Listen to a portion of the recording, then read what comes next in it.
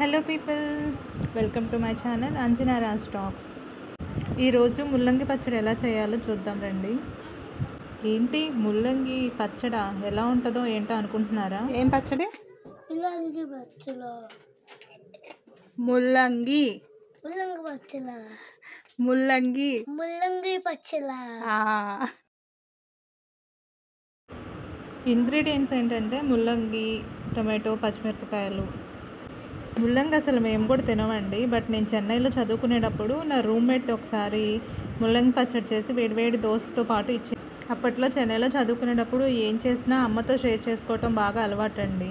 ఇలా మా ఫ్రెండ్ ఇలా రూమ్లో ముల్లంగి పచ్చడి చేసిందని అమ్మతో చెప్పాను.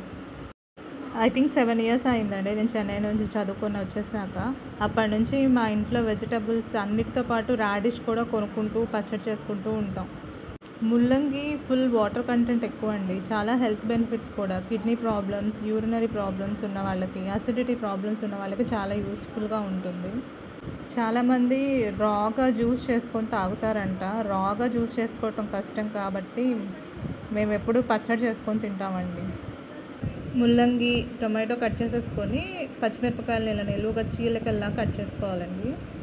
సో ఇంకా అన్నీ కలిపేసి ఇంకా పొయ్యి వెలిగించేసి బాండీ మీద పెట్టేసి కొంచెం నూనె వేసేసి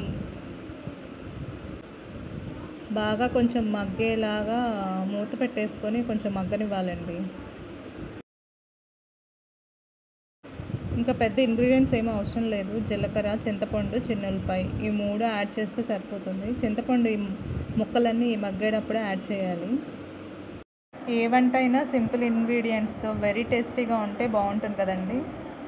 ముక్కలన్నీ మగ్గిపోయాయండి. ఇంకా దీన్ని చల్లార్చేసుకొని మిక్సీలో వేసేసి ఉప్పు, జీలకర్ర, చిన్నులపాయలు వేసి మిక్సీ పట్టేసుకోవటమే.